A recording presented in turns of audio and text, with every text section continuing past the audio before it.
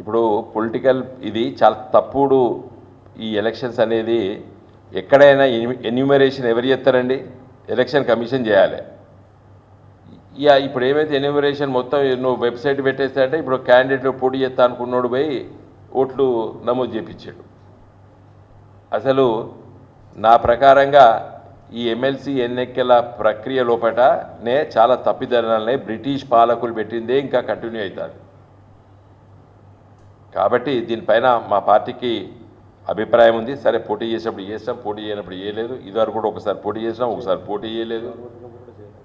సరే, ఇది మా ప్రకారంగా దీన్ని డెఫినెట్గా మన పార్లమెంట్ ఎన్నికల్లో, అసెంబ్లీ ఎన్నికల్లో ఓడిపోయినాం. కొంత నిరాశ నిస్పృహలో ఉన్నాం. మేము ఓటర్ నమోదు కార్యక్రమంలో పాల్గొనలేదు. ఉన్న విషయాలు చెప్తున్నా, దీని మొహమాటం లేకుండా. కానీ నా ప్రకారంగా వ్యక్తిగతంగా నేను ఇంకా పార్టీకి అండగా ఉంది, కానీ వ్యక్తిగతంగా నేను చెప్పేది ఏంటంటే ఇది బ్రిటిష్ సామ్రాజ్యవాదులు పెట్టినటువంటి ఎన్నికల ప్రక్రియ. దీనికి చాలా మార్పులు చేయాలి. ఒక గ్రాడ్యుయేట్ ఉంటాడు, టీచర్ ఉంటాడు, అతనికి 2 ఓట్లు ఉన్నాయి. అదే రోజు పోయి టీచర్కి వస్తాడు, అదే రోజు పోయి గ్రాడ్యుయేట్కి ఎత్తాడు. మరి నాలాంటాడు ఇక్కడ ఎవరన్నా టీచర్లు ఎవరు లేవు. మరి మేము ఎవరు లేవు.